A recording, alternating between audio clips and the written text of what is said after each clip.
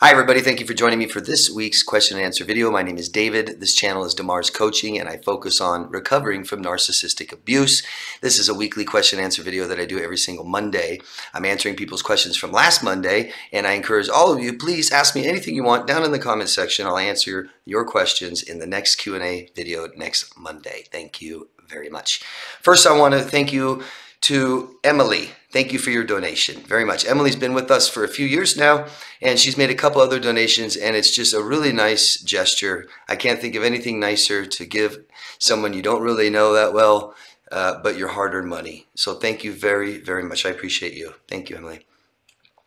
I like to recommend something every single week. This week, I'm going to recommend a book. I haven't recommended a book in quite a while, and this one is called Un-F Yourself, Un-F-U-C-K Yourself, Get Out of Your Head and Into Your Life by Gary John Bishop, and the paperback is $13.51, hardcovers $12.79. This will be found on Amazon. You can find the link down below in the description box. Now, this came out in 2017, and I am asked all the time, because when we are trying to recover from a traumatic, emotionally traumatic relationship, we often have rumination and crazy negative thoughts that overtake us and overwhelm us and control maybe a lot of our day or night.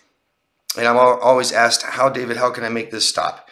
Well, this is actually a really good book. This was recommended to me quite a while ago. And if you go to it on Amazon, there is another one that they will recommend for you to buy. And it's one that I've recommended before, The Subtle Art of Not Giving a F. And those two books combined will help you guys immensely with your attitude, your outlook, and your perception. Big time. Okay? And it'll help you get rid of these negative thoughts that as long as you keep focusing and keep wanting to and keep trying, they go away as you're healing. Okay? Anybody else who's read those books, let me know what you think. Thank you. And let's get into the questions. First one's from Max New. Hi, Max. For Michelle King's Q&A, let me see if I can remember what Michelle's question was. Oh, about how to deal with toxic colleagues. Something I have found helpful is realizing that by the time I have been so frustrated with a torturous colleague, it turned out that I was definitely not the only one all along. It was just that others, like me, had been suffering in silence all along and coped so well that one wouldn't know that one is not alone. That's right.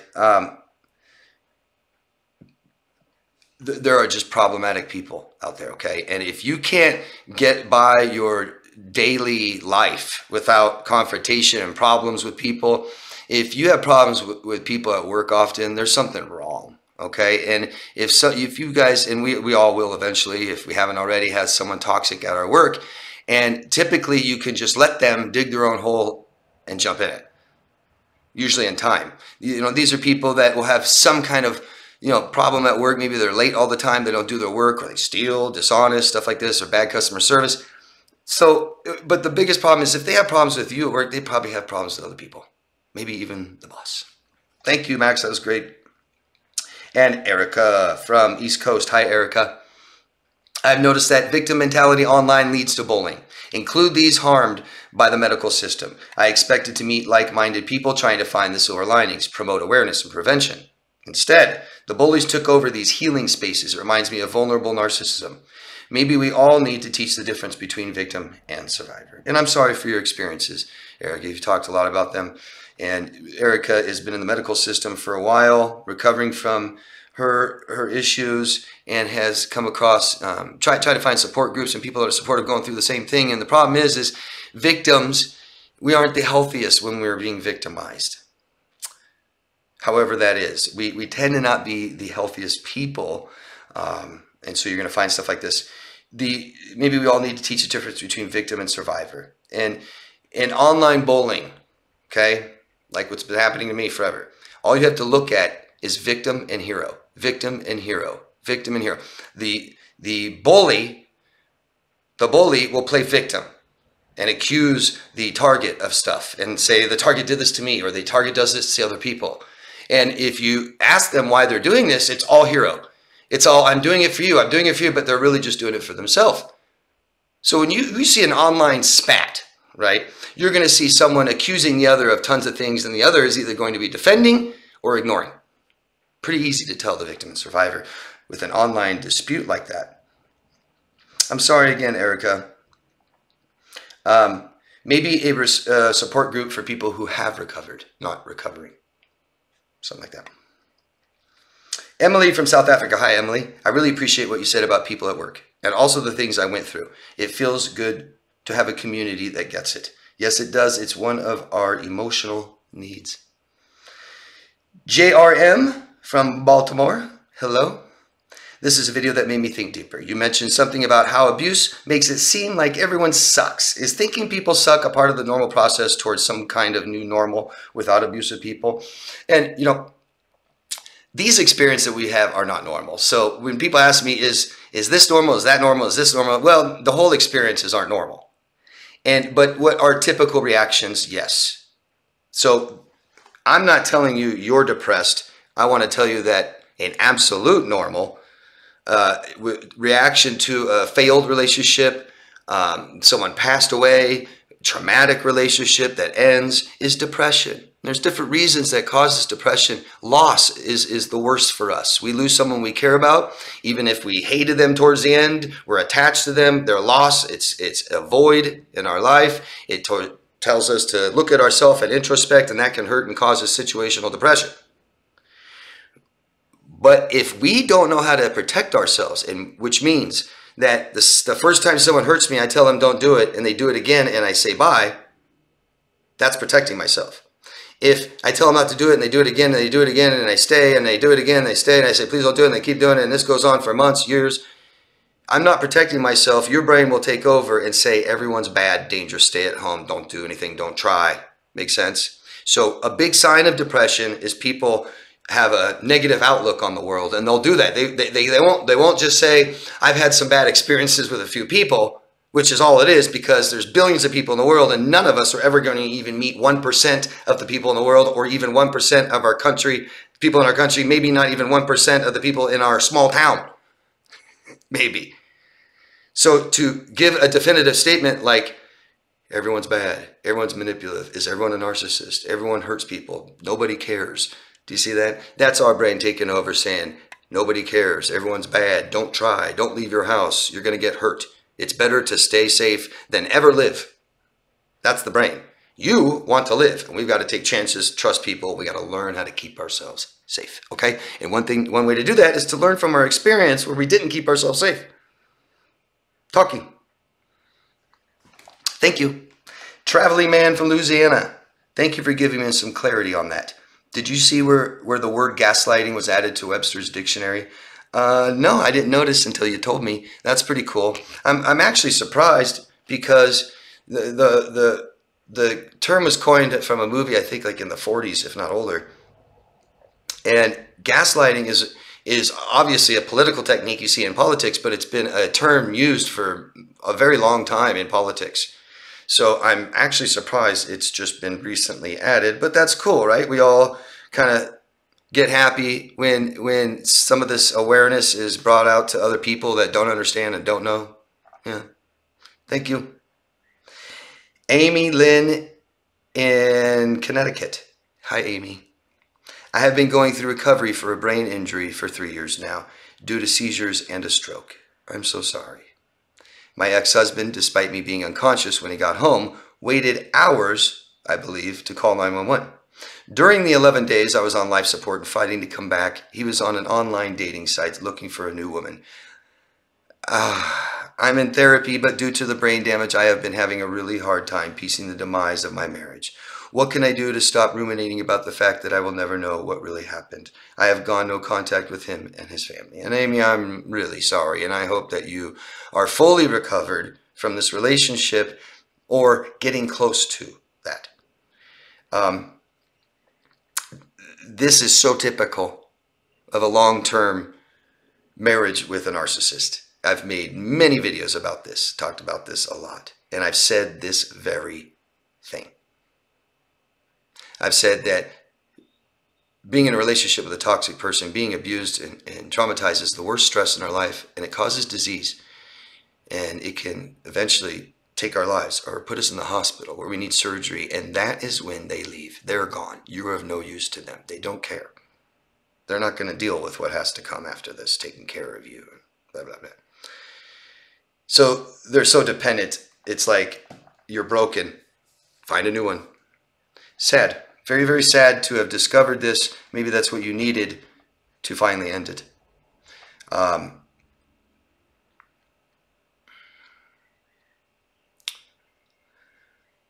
There was something I wanted to say about this, and now I forgot. The forgetting, the can't remember. This is already common with trauma, right? If our brains take our nervous system offline because what we're experiencing is too much for us, we also can tend to forget. So it may not all be from brain seizures and your stroke. I don't know. What typically happens anyway is over time we begin to remember. Keep working with your therapist. Keep talking. Write. As things come to mind, write it down. What's really, really important, Amy, is not so much what happened, what he did, what you did. What's really important is how you felt. And our memories are emotionally charged experiences. So we may not remember the details of what he did, what she did, what I did, but we will often remember the feelings, how our body reacted to these things, okay? Try to write down feelings and emotions associated with this relationship that you've had over the years, probably. That's what's important, okay? How you felt then, how you feel now. Maybe that will help. But time will unlock memories, okay? And talking with somebody will do that.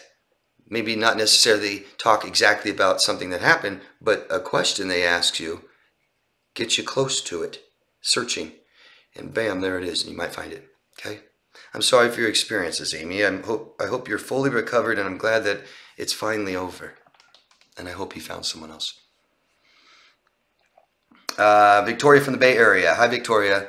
My question is, at some point, we have to stand up for ourselves, right? We can only handle so much mental and physical abuse. Do you have to play mental games with these narcissists to be able to leave safely? Well, I'm not going to say you have to, but there might be times that we do. See, the problem is, Victoria, is we're in these relationships for long periods of time because we didn't learn how to protect ourselves. We didn't learn to walk away. Why? Because it started in childhood and we couldn't walk away. So we didn't walk away then. We don't walk away now, right? We don't tell our parents to shut up then. We don't tell people to shut up now. We didn't tell our parents no then. We don't tell people no now. We let people ignore us and neglect us, and we let people do it now. People hit us then and people hit us now. People sexually abuse us and they do it now. People financially abuse us and they do it now. See that? So we may find ourselves in situations where instead of leaving early on, we didn't, and we find ourselves in an experience that we can't, or at least we feel we can't stop, and we can't get any help. Helpless and hopeless. And there may be times that the only way to get out of that is to play mental games, to manipulate back. I've had to do it to escape. Yeah. We also really may not know how to handle situations like this. Okay? You went on, made another remark here. Let me read it. You said, yes, David, that's exactly what I'm asking. I sent you a text. I told you how I left my ex-narcissist packing his stuff slowly and putting it outside my front door. So dangerous. If I find myself in this situation with a narcissistic man taking over my house, it would be nice to know how to handle the situation safely. And so safety always first, Victoria. Not our stuff, right? Not the fight, not the last word. So safety at this point, you can just leave your own house and call police. I'm not going to tell you how police are in your country, but generally it's similar to the fact of a home domestic dispute, possible domestic violence at your home, violent. Police will definitely come if you call them, I'm sure, everywhere. And they'll assist you In leaving, if you have to leave, you can ask to have this person removed. That gets a little tricky. You know, these are laws here in this country. When you invite someone in your house, it can be very difficult to get rid of them because you invited them. It can get very crazy. If someone's staying at your house, paying your rent, not paying your rent, you allowed them to stay there, they have stuff there, it's going to be very difficult to get rid of them, but it doesn't mean you can't try and call the police. What's really important, Victoria, is just get out. Be safe. Who cares about your stuff? Deal with it later. Yeah? I remember your question. And, you know, it's your house. You want to get this guy out, and then you get to the point where, do I just leave? Yes, leave. You can do that in your own house. You can leave that person in your house, and you can call the police. Okay, and you can call the police until he leaves. Right? I want to call the police, and I want him in my house. Make him leave, and then maybe if they tell you, "Oh, I'm sorry, we can't make him leave," then figure out how to do that. But we've got to learn from these situations. My gosh, it's one thing that we let someone in our heart. But we can't let someone in our house right away until we know who they are. I'm not accusing you of that, Victoria. I don't know the situation. But we definitely didn't find out who he is first, right? We found out after he was already in our house. I have little rules, and there's a lot of healthy people that have rules to dating and stuff like this. And, you know, I don't think anyone that you date, that you just meet, nobody knows them, you online dating, right? That's so common. I don't think it's safe to bring anyone to your house for 6 months. I definitely don't think it's a good idea to introduce them to your children, to meet them at all. I don't think it's a good idea to go to their house. At least 6 months, because it takes longer than that to really get to know someone. And so meet in public places for a while. Try to find out where else this went wrong. Some of the red flags that you saw that you didn't really react to. I hope I answered your question. If you find yourself in this situation with a narcissistic man taking over my house, it would be nice to know how to handle the situation safely. And this is where big brothers and dad come in handy. Yeah, which a lot of us don't have very supportive ones. But that would be good if you did. You can call a friend. That's always a good idea. With another person there. Right? I'm not talking fighting him, but with another person there, they're less likely to do things. At least you have a witness, someone that might be able to help you. If there's a friend brave enough to come over in that situation. But what you can do is leave. You can leave, call the police, and find out what your rights are. Okay? But we got to learn, Victoria, so we don't do this again. And the proper way to stay safe is not to never allow someone in your house again. Okay? Salema from France. Hi, Salema. In French, to forgive is pardonner, if I'm saying that right. Pardonner or donor. And to give is donor. I don't know if you pronounce it donor or donor, but it's like donating something. It's giving. Some morphology. Interesting, isn't it? Yes, it is. I love English. And not saying just English, but I love language and words and the derivative meanings of words. As if forgiving was the process of taking the toxicity out of the victim and giving it back to the abuser. Both actions out of the victim and then to the abuser. And the act of giving seems to be the most important. The toxicity has to be dealt with. The victim cannot just let it in the air. Handing it over to the abuser is an act that victim must implement. Not just the toxicity oozing out of the body and mind of the victim, but it needs to have a purpose going back to where it originally comes from. What do you think, David? I like that. Yeah. It's like giving the abuser a sense, right? Just a sense of accountability. I'm gonna forgive you. And for what? For the rotten, horrible things you did and how it made me feel. Maybe it helps some get that sense of accountability. I did something wrong. You know, I have a theory on forgiving, especially when it comes to emotional trauma. I've been in emotionally traumatic relationships for years that have been so incredibly damaging. Some of the nastiest, lowest, disgusting things you can even think of doing to another human being. And you know, they say forgiveness is a part of healing. And yes, it sure is. Not forgiving other people, forgiving yourself. Finding compassion and empathy for people that hurt you can allow you to heal. But we don't have to forgive anybody. No, you don't have to. You don't have to heal, trust me. But it's good to find some ownership and then forgive yourself. And I've not found the clients I've had and the people I've talked to, hundreds, don't have a big problem forgiving the people that hurt them. Sometimes they're too forgiving.